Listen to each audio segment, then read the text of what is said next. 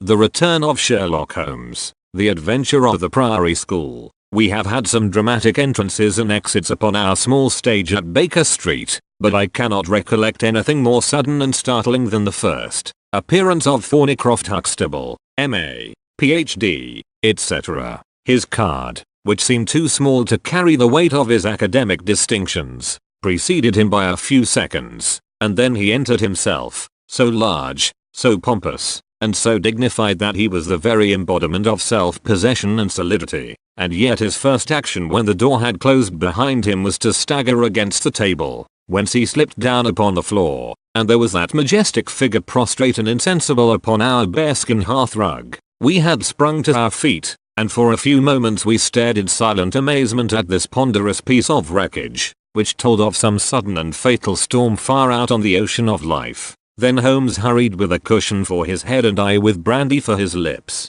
The heavy white face was seamed with lines of trouble. The hanging pouches under the closed eyes were leaden in color. The loose mouth drooped dolorously at the corners. The rolling chins were unshaven. Collar and shirt bore the grime of a long journey, and the hair bristled unkempt from the well-shaped head. It was a sorely stricken man who lay before us. "What is it, Watson?" asked Holmes. "Absolute exhaustion. Possibly mere hunger and fatigue," said I, with my finger on the thready pulse, where the stream of life trickled thin and small. "Return ticket from Mackleton, in the north of England," said Holmes, drawing it from the watch pocket. "It is not 12 o'clock yet. He has certainly been an early starter." The puckered eyelids had begun to quiver, and now a pair of vacant, grey eyes looked up at us. An instant later the man had scrambled onto his feet, his face crimson with shame. "Forgive this weakness, Mr. Holmes. I have been a little overwrought. Thank you. If I might have a glass of milk and a biscuit, I have no doubt that I should be better. I came personally, Mr. Holmes, in order to ensure that you would return with me. I feared that no telegram would convince you of the absolute urgency of the case. When you are quite restored, I am quite well again. I cannot imagine how I came to be so weak. I wish you, Mr. Holmes, to come to Mackleton with me by the next train." My friend shook his head. "My colleague, Dr. Watson, could tell you that we are very busy at present. I am retained in this case of the Ferrers documents, and the Abergavenny murder is coming up for trial. Only a very important issue could call me from London at present." "Important?" Our visitor threw up his hands. "Have you heard nothing of the abduction of the only son of the Duke of Holderness? What, the late cabinet minister?" "Exactly. We had tried to keep it out of the papers, but there was some rumor in the Globe last night. I thought it might have reached your ears." Holmes shot out his long, thin arm and picked out volume H in his encyclopedia of reference. "Holderness, 6th Duke, KG, PC, half the alphabet. Baron Beverley, Earl of Carston. Dear me, what a list. Lord Lieutenant of Hallamshire since 1900. Married Edith, daughter of Sir Charles Appledore, 1888. Heir and only child. Lord Saltire. Owns about 250,000 acres. Minerals in Lancashire and Wales. Address: Carlton House Terrace, Holderness Hall, Hallamshire. Carston Castle, Bangor, Wales. Lord of the Admiralty, 1872. Chief Secretary of State for, well, this man is certainly one of the greatest subjects of the Crown. The greatest and perhaps the wealthiest. I am aware, Mr. Holmes, that you take a very high line in professional matters, and that you are prepared to work for the work's sake. I may tell you, however, that His Grace has already intimated that a cheque for £5,000 will be handed over to the person who can tell him where his son is, and another 1,000 to him who can name the man, or men, who have taken him. It is a princely offer," said Holmes. "Watson, I think that we shall accompany Dr. Huxtable back to the north of England. And now, Dr. Huxtable, when you have consumed that milk you will kindly tell me what has happened, when it happened, how it happened, and, finally, what Dr. Thornycroft Huxtable, of the Priory School, near Mackleton, has to do with the matter, and why he comes 3 days after an event. The state of your chin gives the date, to ask for my humble services." Our visitor had consumed his milk and biscuits. The light had come back to his eyes and the color to his cheeks as he set himself with great vigor and lucidity to explain the situation. "I must inform you, gentlemen, that the Priory is a preparatory school, of which I am the founder and principal. Huxtable's sidelights on Horace may possibly recall my name to your memories. The Priory is, without exception, the best and most select preparatory school in England. Lord Leverstoke, the Earl of Blackwater, Sir Cathcart Soames, they all have entrusted their sons to me, but I felt that my school had reached its zenith when, 3 weeks ago, the Duke of Holderness sent Mr. James Wilder, his secretary, with the intimation that young Lord Saltire, 10 years old, his only son and heir, was about to be committed to my charge. Little did I think that this would be the prelude to the most crushing misfortune of my life. On the 1st of May the boy arrived, that being the beginning of the summer term. He was a charming youth, and he soon fell into our ways. I may tell you, I trust that I am not indiscreet, but half confidences are absurd in such a case, that he was not entirely happy at home. It is an open secret that the Duke's married life had not been a peaceful one, and the matter had ended in a separation by mutual consent, the Duchess taking up her residence in the south of France. This had occurred very shortly before, and the boy's sympathies are known to have been strongly with his mother. He moped after her departure from Holderness Hall, and it was for this reason that the Duke desired to send him to my establishment. In a fortnight the boy was quite at home with us, and was apparently absolutely happy. He was last seen on the night of the 13th of May, that is, the night of last Monday. His room was on the 2nd floor, and was approached through another larger room in which 2 boys were sleeping. These boys saw and heard nothing, so that it is certain that young Saltire did not pass out that way. His window was open, and there is a stout ivy plant leading to the ground. We could trace no footmarks below, but it is sure that this is the only possible exit. His absence was discovered at 7 o'clock on Tuesday morning. His bed had been slept in. He had dressed himself fully before going off in his usual school suit of black Eton jacket and dark grey trousers. There were no signs that anyone had entered the room, and it is quite certain that anything in the nature of cries, or a struggle, would have been heard, since Caunter, the elder boy in the inner room, is a very light sleeper. When Lord Saltire's disappearance was discovered I at once called a roll of the whole establishment, boys, masters, and servants. It was then that we ascertained that Lord Saltire had not been alone in his flight. Heidegger, the German master, was missing. His room was on the 2nd floor, at the farther end of the building, facing the same way as Lord Saltire's. His bed had also been slept in, but he had apparently gone away partly dressed, since his shirt and socks were lying on the floor. He had undoubtedly let himself down by the ivy, for we could see the marks of his feet where he had landed on the lawn. His bicycle was kept in a small shed beside this lawn, and it also was gone. He had been with me for 2 years, and came with the best references, but he was a silent, morose man, not very popular either with masters or boys. No trace could be found of the fugitives, and now on Thursday morning we are as ignorant as we were on Tuesday.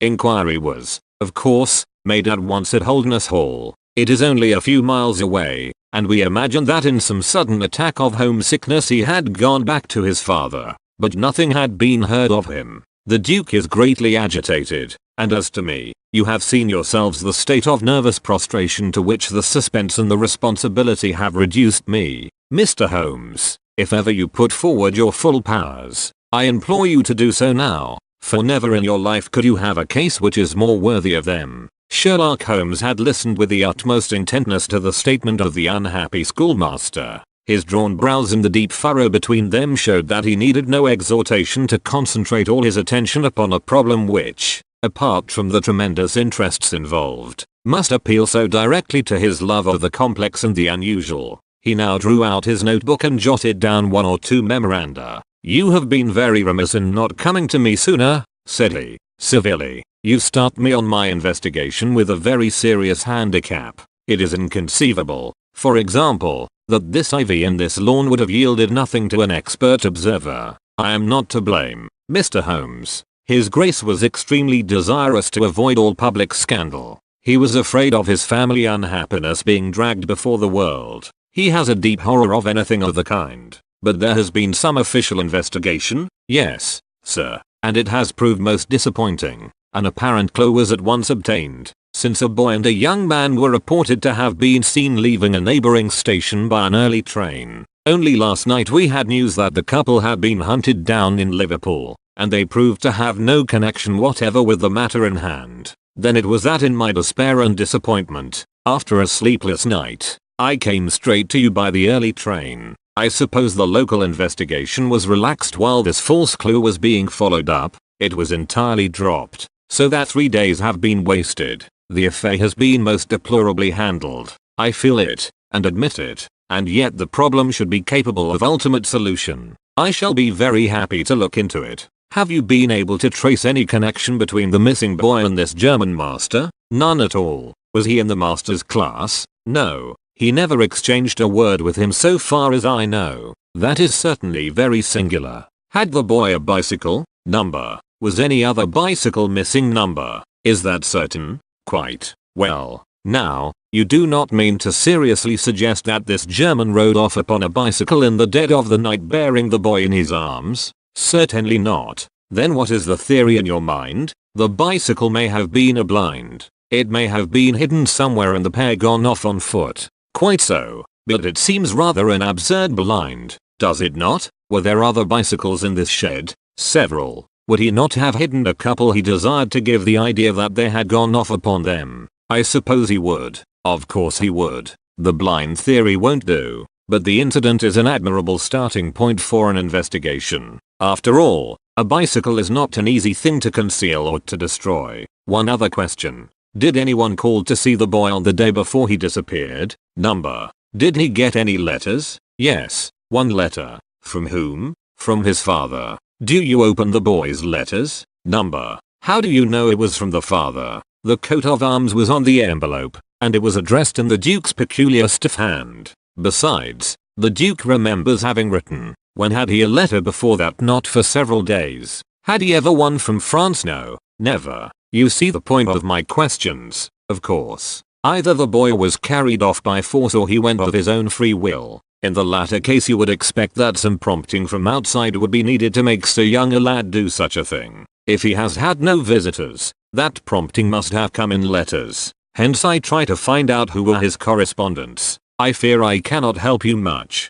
His only correspondent, so far as I know, was his own father, who wrote to him on the very day of his disappearance. Were the relations between father and son very friendly? His Grace is never very friendly with anyone. He is completely immersed in large public questions, and is rather inaccessible to all ordinary emotions. But he was always kind to the boy in his own way. But the sympathies of the latter were with the mother? Yes. Did he say so? Number. The Duke. Then? Good heavens. No. Then how could you know? I have had some confidential talks with Mr. James Wilder, His Grace's secretary. It was he who gave me the information about Lord Saltire's feelings. I see. By the way, that last letter of the Duke's, was it found in the boy's room after he was gone? No. He had taken it with him, I think. Mr. Holmes, it is time that we were leaving for Euston. I will order a four-wheeler. In a quarter of an hour we shall be at your service. If you are telegraphing home, Mr. Huxtable, it would be well to allow the people in your neighborhood to imagine that the inquiry is still going on in Liverpool, or wherever else that red herring led your pack. In the meantime I will do a little quiet work at your own doors, and perhaps the scent is not so cold but that two old hounds like Watson and myself may get a sniff of it. That evening found us in the cold, bracing atmosphere of the Peak Country, in which Dr. Huxtable's famous school is situated. It was already dark when we reached it. A card was lying on the hall table, and the butler whispered something to his master, who turned to us with agitation in every heavy feature. "The Duke is here," said he. "The Duke and Mr. Wilder are in the study. Come, gentlemen, and I will introduce you." I was, of course, familiar with the pictures of the famous statesman, but the man himself was very different from his representation. He was a tall and stately person, scrupulously dressed, with a drawn, thin face, and a nose which was grotesquely curved and long. His complexion was of a dead pallor, which was more startling by contrast with a long, dwindling beard of vivid red, which flowed down over his white waistcoat, with his watch chain gleaming through its fringe. Such was the stately presence who looked stonily at us from the center of Dr. Huxtable's hearthrug. Beside him stood a very young man, whom I understood to be Wilder, the private secretary. He was small, nervous, alert, with intelligent, light blue eyes and mobile features. It was he who at once, in an incisive and positive tone, opened the conversation. "I called this morning, Dr. Huxtable. Too late to prevent you from starting for London. I learned that your object was to invite Mr. Sherlock Holmes to undertake the conduct of this case. His Grace is surprised, Dr. Huxtable, that you should have taken such a step without consulting him. When I learned that the police had failed, His Grace is by no means convinced that the police have failed. But surely, Mr. Wilder, you are well aware, Dr. Huxtable, that His Grace is particularly anxious to avoid all public scandal. He prefers to take as few people as possible into his confidence. The matter can be easily remedied," said the browbeaten doctor. "Mr. Sherlock Holmes can return to London by the morning train." "Hardly that, doctor, hardly that," said Holmes, in his blandest voice. "This northern air is invigorating and pleasant, so I propose to spend a few days upon your moors, and to occupy my mind as best I may. Whether I have the shelter of your roof or of the village inn is, of course, for you to decide." I could see that the unfortunate doctor was in the last stage of indecision, from which he was rescued by the deep, sonorous voice of the red-bearded duke, which boomed out like a dinner gong. "I agree with Mr. Wilder, Dr. Huxtable, that you would have done wisely to consult me, but since Mr. Holmes has already been taken into your confidence, it would indeed be absurd that we should not avail ourselves of his services. Far from going to the inn, Mr. Holmes, I should be pleased if you would come and stay with me at Holderness Hall. I thank your Grace. For the purposes of my investigation, I think that it would be wiser for me to remain at the scene of the mystery." "Just as you like, Mr. Holmes. Any information which Mr. Wilder or I can give you is, of course, at your disposal." "It will probably be necessary for me to see you at the hall," said Holmes. "I would only ask you now, sir, whether you have formed any explanation in your own mind as to the mysterious disappearance of your son?" "No, sir, I have not. Excuse me if I allude to that which is painful to you, but I have no alternative. Do you think that the Duchess had anything to do with the matter?" The great minister showed perceptible hesitation. "I do not think so," he said, at last. "The other most obvious explanation is that the child has been kidnapped for the purpose of levying ransom. You have not had any demand of the sort?" "No, sir." "One more question, Your Grace. I understand that you wrote to your son upon the day when this incident occurred." "No, I wrote upon the day before." "Exactly, but he received it on that day, yes. Was there anything in your letter which might have unbalanced him or induced him to take such a step?" "No, sir, certainly not." "Did you post that letter yourself?" The nobleman's reply was interrupted by his secretary, who broke in with some heat. "His Grace is not in the habit of posting letters himself," said he. "This letter was laid with others upon the study table, and I myself put them in the post bag." "You are sure this one was among them?" "Yes, I observed it." "How many letters did your Grace write that day?" 20 or 30. "I have a large correspondence. But surely this is somewhat irrelevant." "Not entirely," said Holmes. "For my own part," the Duke continued, "I have advised the police to turn their attention to the south of France. I have already said that I do not believe that the Duchess would encourage so monstrous an action,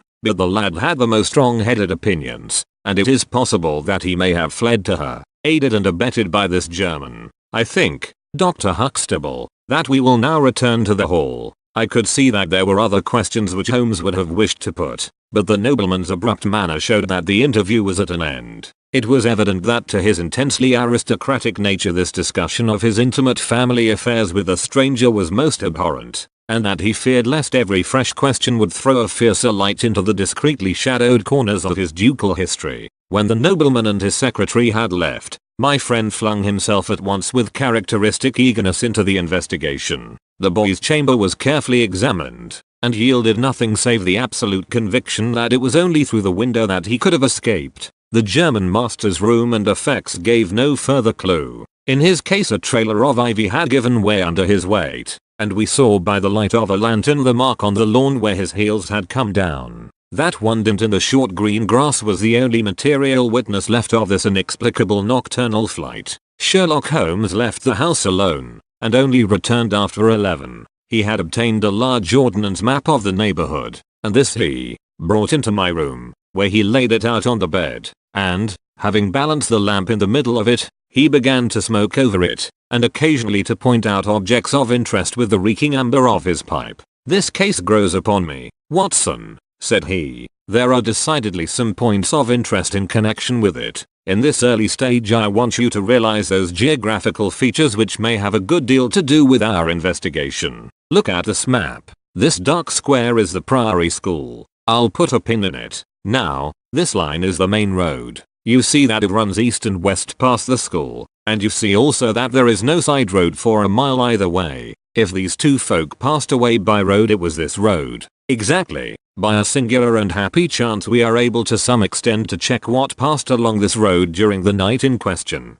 At this point, where my pipe is now resting, a country constable was on duty from 12 to 6. It is, as you perceive, the first crossroad on the east side. This man declares that he was not absent from his post for an instant, and he is positive that neither boy nor man could have gone that way unseen. I have spoken with this policeman tonight, and he appears to me to be a perfectly reliable person. That blocks this end. We have now to deal with the other. There is an inn here, the Red Bull, the landlady of which was ill. She had sent to Mackleton for a doctor, but he did not arrive until morning, being absent at another case. The people at the inn were alert all night, awaiting his coming, and one or other of them seems to have continually had an eye upon the road. They declare that no one passed. If their evidence is good, then we are fortunate enough to be able to block the west, and also to be able to say that the fugitives did not use the road at all, but the bicycle objected. Quite so.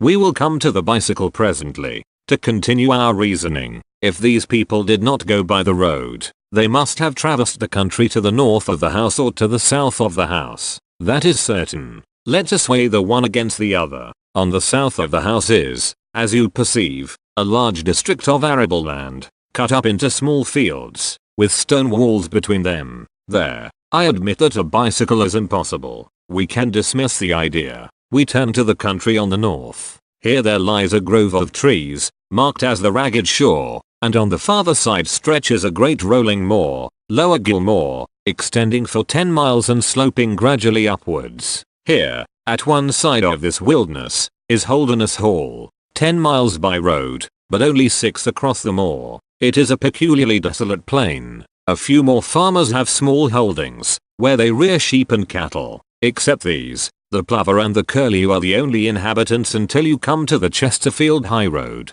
There is a church there, you see, a few cottages, and an inn. Beyond that the hills become precipitous. Surely it is here to the north that our quest must lie. But the bicycle, I persisted. Well, said Holmes, impatiently. A good cyclist does not need a high road. The moor is intersected with paths and the moon was at the full. Hello, what is this? There was an agitated knock at the door, and an instant afterwards Dr. Huxtable was in the room. In his hand he held a blue cricket cap, with a white chevron on the peak. At last we have a clue, he cried. Thank heaven, at last we are on the dear boy's track. It is his cap. Where was it found? In the van of the gypsies who camped on the moor. They left on Tuesday. Today the police traced them down and examined their caravan. This was found. How did they account for it? They shuffled and lied, said that they found it on the moor on Tuesday morning. They know where he is, the rascals. Thank goodness, they are all safe under lock and key.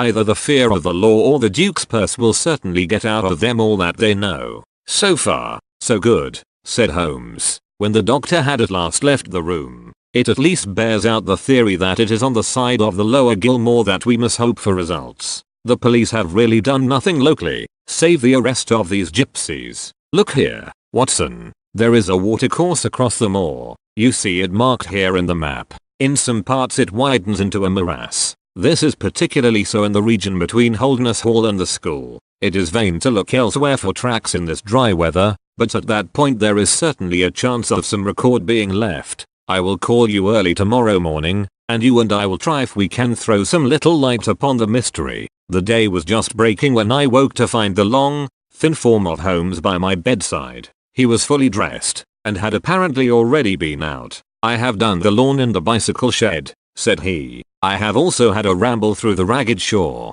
Now, Watson, there is cocoa ready in the next room. I must beg you to hurry, for we have a great day before us. His eyes shone, and his cheek was flushed with the exhilaration of the master workman who sees his work lie ready before him. A very different Holmes, this active, alert man, from the introspective and pallid dreamer of Baker Street, I felt, as I looked upon that supple figure, alive with nervous energy, that it was indeed a strenuous day that awaited us, and yet it opened in the blackest disappointment. With high hopes we struck across the P.T. Russet Moor, intersected with 1,000 sheep paths, until we came to the broad, light green belt which marked the morass between us and Holderness. Certainly, if the lad had gone homewards, he must have passed this, and he could not pass it without leaving his traces. But no sign of him or the German could be seen. With a darkening face my friend strode along the margin, eagerly observant of every muddy stain upon the mossy surface. Sheep marks there were in profusion, and at one place, some miles down, cows had left their tracks. Nothing more. Check number 1, said Holmes, looking gloomily over the rolling expanse of the moor. There is another morass down yonder and a narrow neck between. Hello hello hello, what have we here? We had come on a small black ribbon of pathway. In the middle of it, clearly marked on the sodden soil, was the track of a bicycle. Hurrah, I cried. We have it. But Holmes was shaking his head, and his face was puzzled and expectant rather than joyous. A bicycle, certainly, but not the bicycle, said he. I am familiar with 42 different impressions left by tires. This, as you perceive, is a Dunlop, with a patch upon the outer cover. Heidegger's tires were Palmer's, leaving longitudinal stripes. Aveling, the mathematical master, was sure upon the point. Therefore, it is not Heidegger's track. The boys, then, possibly, if we could prove a bicycle to have been in his possession, but this we have utterly failed to do. This track, as you perceive, was made by a rider who was going from the direction of the school, or towards it. No, my dear Watson, the more deeply sunk impression is, of course, the hind wheel, upon which the weight rests. You perceive several places where it has passed across and obliterated the more shallow mark of the front one. It was undoubtedly heading away from the school. It may or may not be connected with our inquiry, but we will follow it backwards before we go any farther. We did so, and at the end of a few hundred yards lost the tracks as we emerged from the boggy portion of the moor. Following the path backwards, we picked out another spot, where a spring trickled across it. Here, once again, was the mark of the bicycle, though nearly obliterated by the hoofs of cows. After that there was no sign, but the path ran right on into Ragged Shaw, the wood which backed onto the school. From this wood a cycle must have emerged. Holmes sat down on a boulder and rested his chin in his hands. I had smoked 2 cigarettes before he moved. Well, said he, at last, it is, of course, possible that a cunning man might change the tire of his bicycle in order to leave unfamiliar tracks. A criminal who was capable of such a thought is a man whom I should be proud to do business with. We will leave this question undecided and hark back to our morass again, for we have left a good deal unexplored. We continued our systematic survey of the edge of the sodden portion of the moor, and soon our perseverance was gloriously rewarded. Right across the lower part of the bog lay a miry path. Holmes gave a cry of delight as he approached it. An impression like a fine bundle of telegraph wires ran down the center of it. It was the Palmer tire. Here is Herr Heidegger. Sure enough, cried Holmes, exultantly. My reasoning seems to have been pretty sound, Watson. I congratulate you,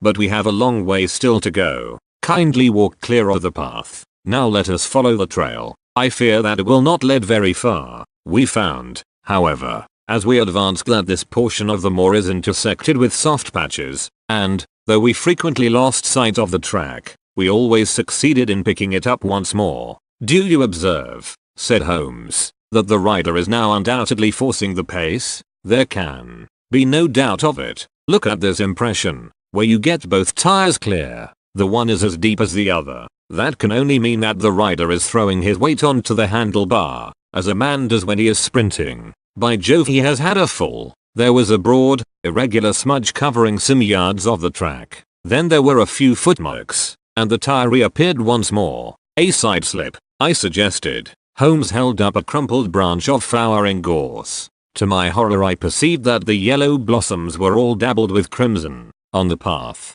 too, and among the heather were dark stains of clotted blood. Bad, said Holmes. Bad. Stand clear, Watson. Not an unnecessary footstep. What do I read here? He fell wounded. He stood up. He remounted. He proceeded. But there is no other track. Cattle on this side path. He was surely not gored by a bull. Impossible. But I see no traces of anyone else. We must push on, Watson. Surely with stains as well as the track to guide us he cannot escape us now. Our search was not a very long one. The tracks of the tire began to curve fantastically upon the wet and shining path. Suddenly, as I looked ahead, the gleam of metal caught my eye from amid the thick gorse bushes. Out of them we dragged a bicycle, Palmer tired, one pedal bent, and the whole front of it horribly smeared and slobbered with blood. On the other side of the bushes a shoe was projecting. We ran round, and there lay the unfortunate rider. He was a tall man,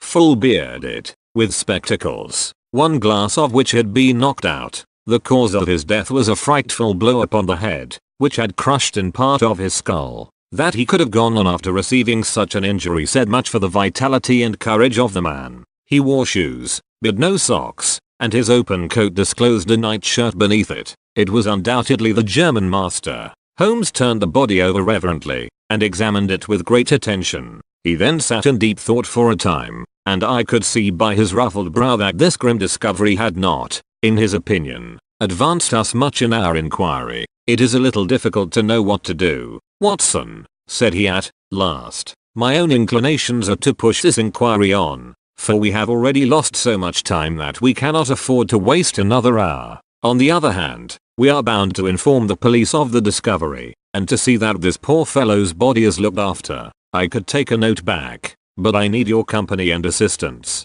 Wait a bit, there is a fellow cutting peat up yonder. Bring him over here, and he will guide the police. I brought the peasant across, and Holmes dispatched the frightened man with a note to Dr. Huxtable. Now, Watson, said he, we have picked up 2 clues this morning. One is the bicycle with the Palmer tire, and we see what that has led to. The other is the bicycle with the patched Dunlop. Before we start to investigate that, let us try to realize what we do know so as to make the most of it, and to separate the essential from the accidental. First of all I wish to impress upon you that the boy certainly left of his own free will. He got down from his window and he went off, either alone or with someone. That is sure. I assented. Well, now, let us turn to this unfortunate German master. The boy was fully dressed when he fled. Therefore, he foresaw what he would do. But the German went without his socks. He certainly acted on very short notice. Undoubtedly. Why did he go?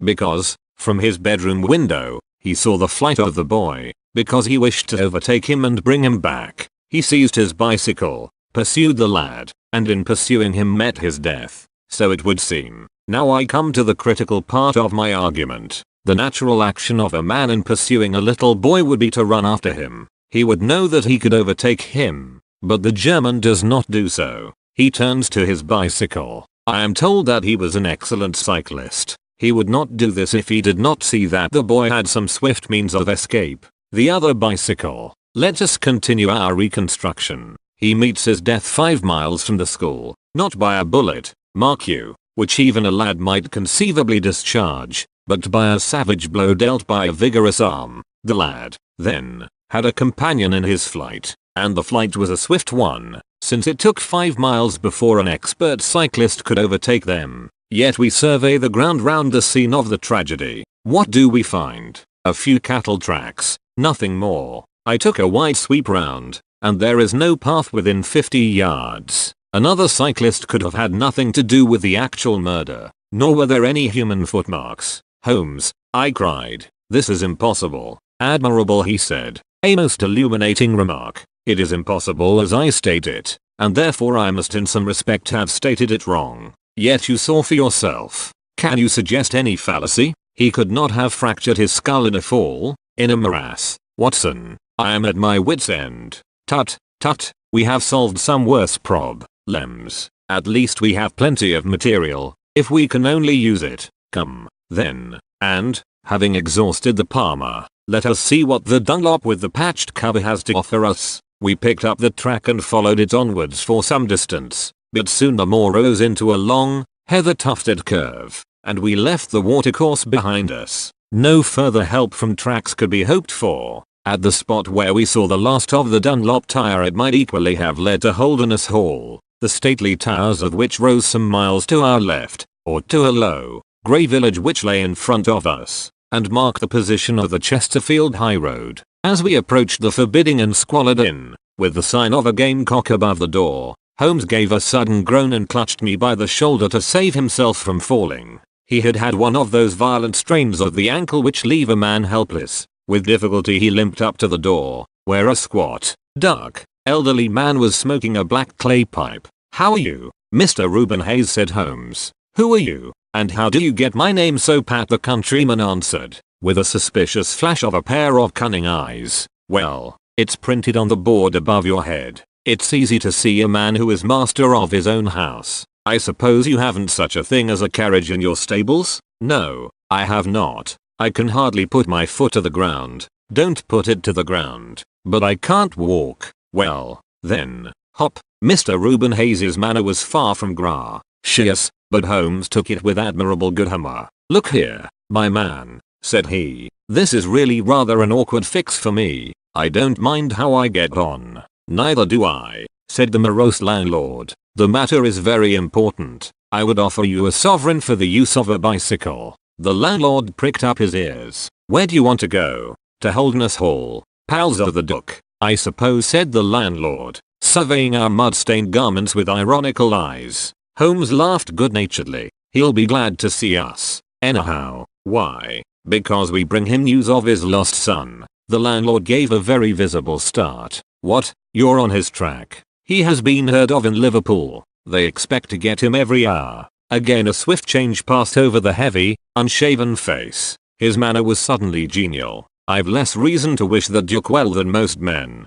said he, "for I was his head coachman once, and cruel bad he treated me. It was him that sacked me without a character on the word of a lying corn chandler. But I'm glad to hear that the young lord was heard of in Liverpool, and I'll help you to take the news to the hall." "Thank you," said Holmes. "We'll have some food first. Then you can bring round the bicycle." "I haven't got a bicycle." Holmes held up a sovereign. "I tell you, man, that I haven't got one. I'll let you have 2 horses as far as the hall." Well, said Holmes. "We'll talk about it when we've had something to eat." When we were left alone in the stone-flagged kitchen, it was astonishing how rapidly that sprained ankle recovered. It was nearly nightfall, and we had eaten nothing since early morning, so that we spent some time over our meal. Holmes was lost in thought, and once or twice he walked over to the window and stared earnestly out. It opened onto a squalid courtyard. In the far corner was a smithy, where a grimy lad was at work.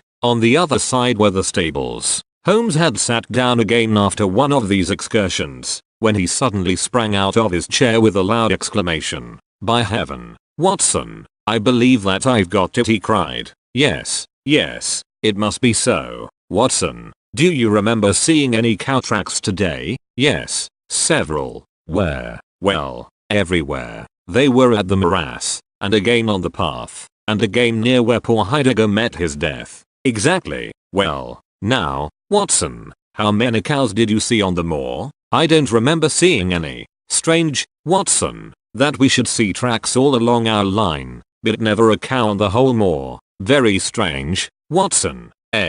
Yes, it is strange. Now, Watson, make an effort. Throw your mind back. Can you see those tracks upon the path?" "Yes, I can." "Can you recall that the tracks were sometimes like that, Watson?" He arranged a number of breadcrumbs in this fashion, and sometimes like this, and occasionally like this. "Can you remember that?" "No, I cannot, but I can. I could swear to it. However, we will go back at our leisure and verify it. What a blind beetle I have been not to draw my conclusion." "And what is your conclusion?" "Only that it is a remarkable cow which walks, canters, and gallops." "By George, Watson, it was no brain of a country publican that thought out such a blind as that. The coast seems to be clear, save for that lad in the smithy. Let us slip out and see what we can see." There were 2 rough-haired, unkempt horses in the tumble-down stable. Holmes raised the hind leg of one of them and laughed aloud. "Old shoes, but newly shod.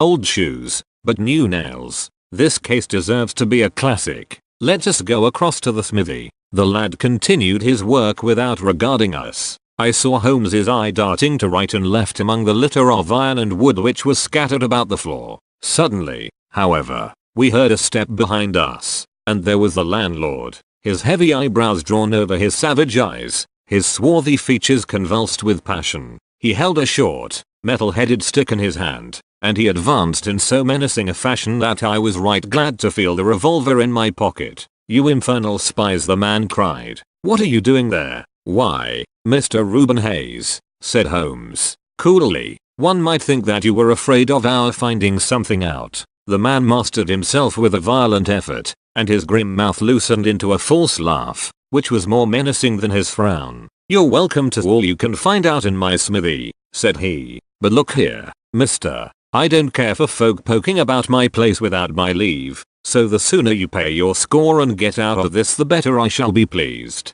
"All right, Mr. Hayes, no harm meant," said Holmes. "We have been having a look at your horses, but I think I'll walk after all. It's not far, I believe, not more than 2 miles to the hall gates. That's the road to the left." He watched us with sullen eyes until we had left his premises. We did not go very far along the road, for Holmes stopped the instant that the curve hid us from the landlord's view. "We were warm, as the children say, at that inn," said he. "I seem to grow colder every step that I take away from it. No, I can't possibly leave it. I am convinced," said I, "that this Reuben Hayes knows all about it. A more self-evident villain I never saw." "Oh, he impressed you in that way, did he? There are the horses, there is the smithy. Yes, it is an interesting place, this Fighting Cock. I think we shall have another look at it in an unobtrusive way." A long, sloping hillside, dotted with grey limestone boulders,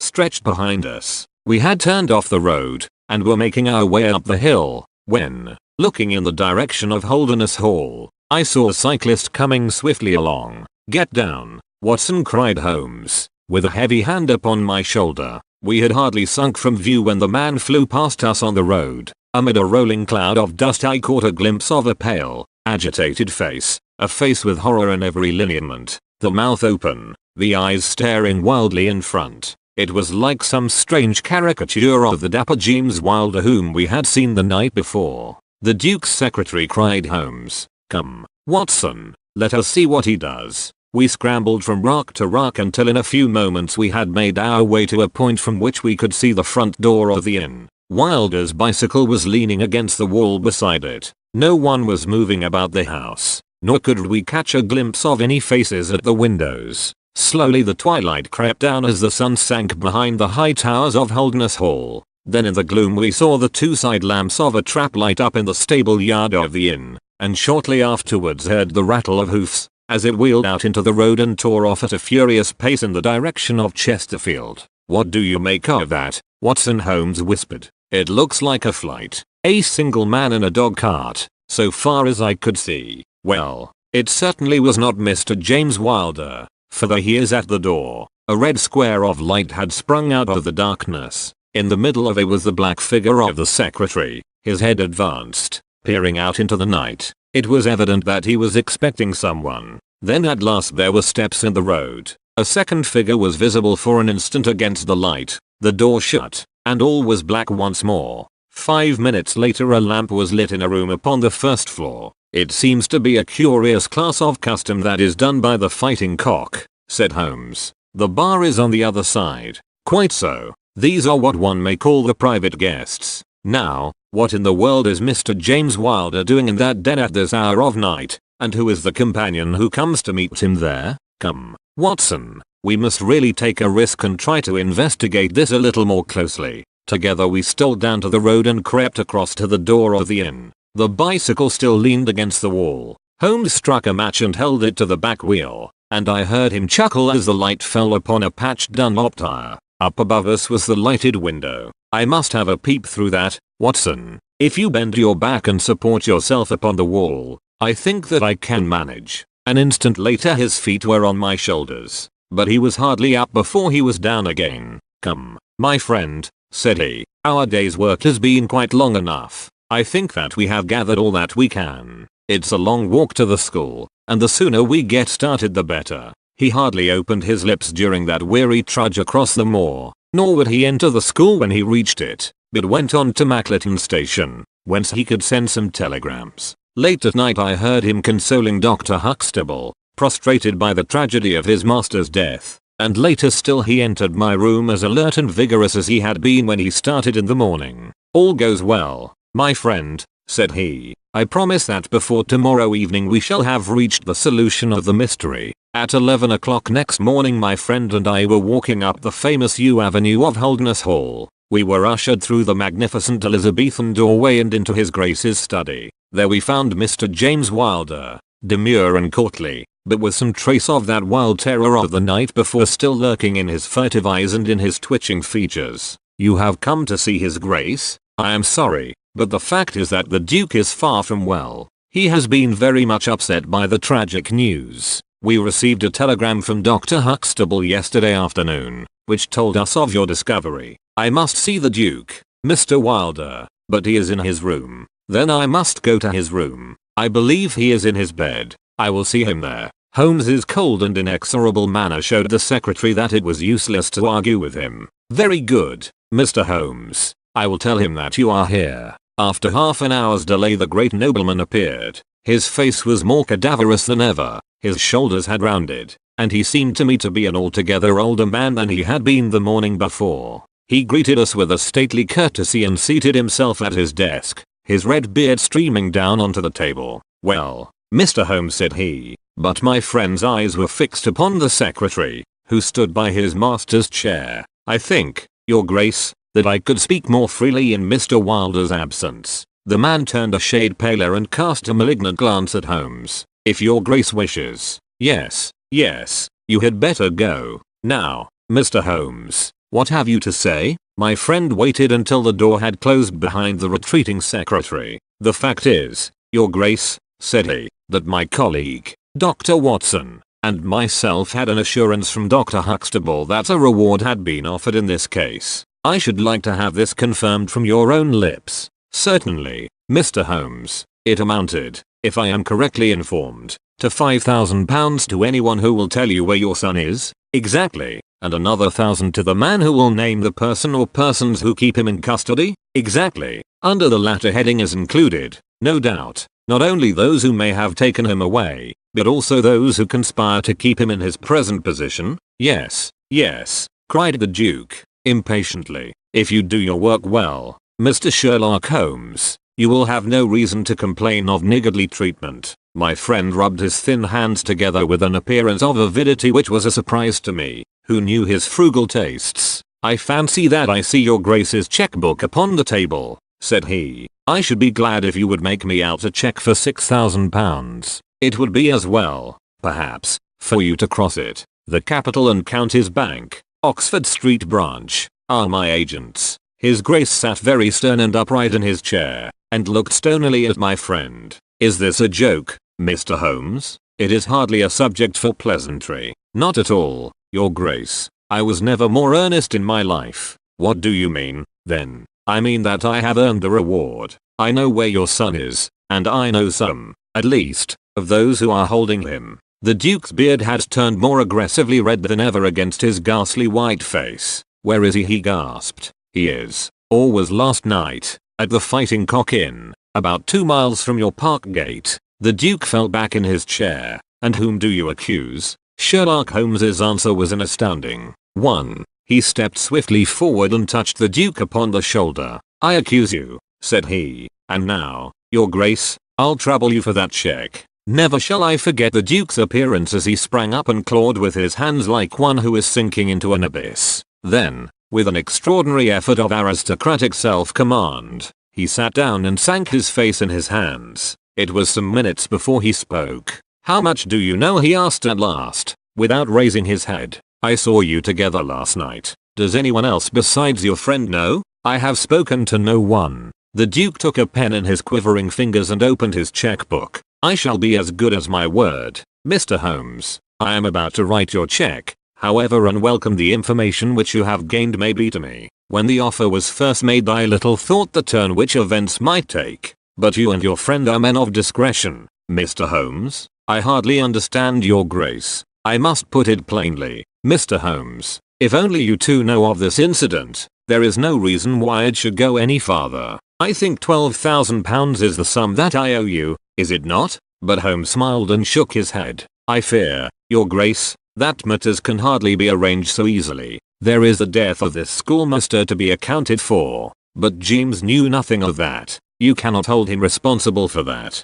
It was the work of this brutal ruffian whom he had the misfortune to employ. I must take the view, your grace, that when a man embarks upon a crime he is morally guilty of any other crime which may spring from it. Morally, Mr. Holmes, no doubt you are right, but surely not in the eyes of the law. A man cannot be condemned for a murder at which he was not present, and which he loathes and abhors as much as you do. The instant that he heard of it he made a complete confession to me. So filled was he with horror and remorse, he lost not an hour in breaking entirely with the murderer. Oh, Mr. Holmes, you must save him. You must save him. I tell you that you must save him. The Duke had dropped the last attempt at self-command, and was pacing the room with a convulsed face and with his clenched hands raving in the air. At last he mastered himself and sat down once more at his desk. I appreciate your conduct in coming here before you spoke to anyone else, said he. At least, we may take counsel how far we can minimize this hideous scandal. Exactly, said Holmes. I think, your grace, that this can only be done by absolute and complete frankness between us. I am disposed to help your grace to the best of my ability, but in order to do so I must understand to the last detail how the matter stands. I realize that your words applied to Mr. James Wilder, and that he is not the murderer. No, the murderer has escaped. Sherlock Holmes smiled demurely. Your grace can hardly have heard of any small reputation which I possess, or you would not imagine that it is so easy to escape me. Mr. Reuben Hayes was arrested at Chesterfield on my information at 11 o'clock last night. I had a telegram from the head of the local police before I left the school this morning. The Duke leaned back in his chair and stared with amazement at my friend. You seem to have powers that are hardly human, said he. So Reuben Hayes is taken? I am right glad to hear it, if it will not react upon the fate of James. Your secretary? No, sir, my son. It was Holmes's turn to look astonished.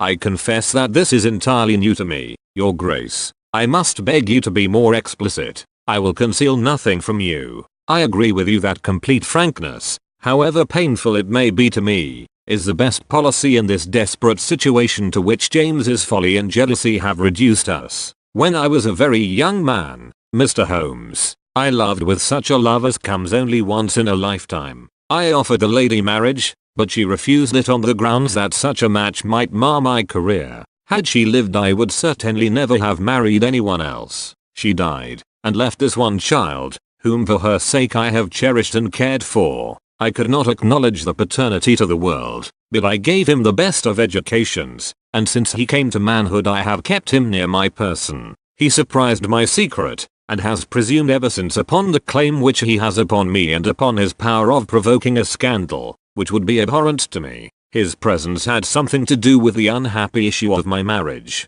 Above all, he hated my young legitimate heir from the first with a persistent hatred. You may well ask me why, under these circumstances, I still kept James under my roof. I answer that it was because I could see his mother's face in his, and that for her dear sake there was no end to my long suffering. All her pretty ways, too, there was not one of them which he could not suggest and bring back to my memory. I could not send him away, but I feared so much lest he should do Arthur, that is, Lord Saltire, a mischief that I dispatched him for safety to Dr. Huxtable's school. James came into contact with this fellow Hayes because the man was a tenant of mine, and James acted as agent. The fellow was a rascal from the beginning, but in some extraordinary way James became intimate with him. He had always a taste for low company. When James determined to kidnap Lord Saltire it was of this man's service that he availed himself. You remember that I wrote to Arthur upon that last day. Well, James opened the letter and inserted a note asking Arthur to meet him in a little wood called the Ragged Shaw, which is near to the school.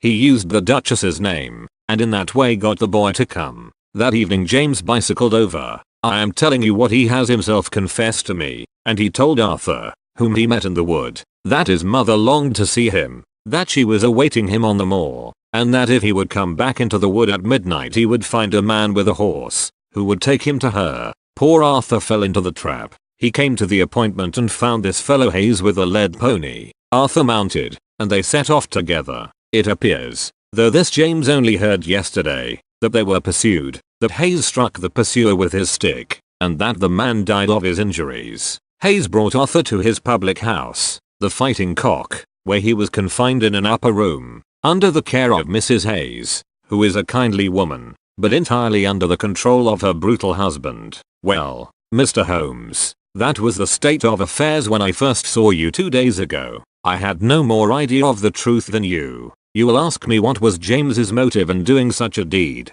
I answer that there was a great deal which was unreasoning and fanatical in the hatred which he bore my heir. In his view he should himself have been heir of all my estates, and he deeply resented those social laws which made it impossible. At the same time he had a definite motive also. He was eager that I should break the entail, and he was of opinion that it lay in my power to do so. He intended to make a bargain with me, to restore Arthur if I would break the entail, and so make it possible for the estate to be left to him by will. He knew well that I should never willingly invoke the aid of the police against him. I say that he would have proposed such a bargain to me, but he did not actually do so, for events moved too quickly for him, and he had not time to put his plans into practice. What brought all his wicked scheme to wreck was your discovery of this man Heidegger's dead body. James was seized with horror at the news. It came to us yesterday as we sat together in this study. Dr. Huxtable had sent a telegram. James was so overwhelmed with grief and agitation that my suspicions, which had never been entirely absent, rose instantly to a certainty,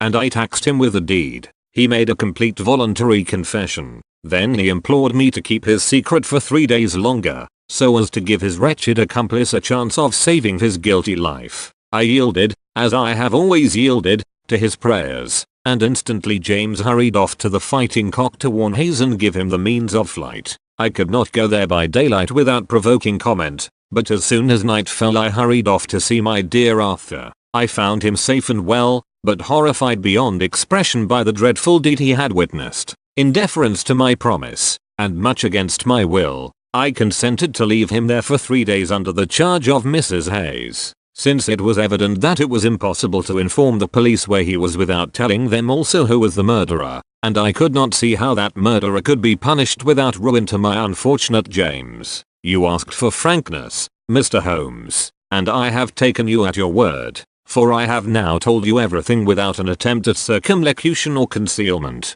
Do you in turn be as frank with me? I will, said Holmes. In the first place, Your Grace, I am bound to tell you that you have placed yourself in a most serious position in the eyes of the law. You have condoned a felony and you have aided the escape of a murderer, for I cannot doubt that any money which was taken by James Wilder to aid his accomplice in his flight came from your Grace's purse. The Duke bowed his assent. This is indeed a most serious matter, even more culpable in my opinion, Your Grace, is your attitude towards your younger son. You leave him in this den for 3 days, under solemn promises. What are promises to such people as these? You have no guarantee that he will not be spirited away again. To humor your guilty elder son you have exposed your innocent younger son to imminent and unnecessary danger. It was a most unjustifiable action. The proud Lord of Holderness was not accustomed to be so rated in his own ducal hall. The blood flushed into his high forehead, but his conscience held him dumb.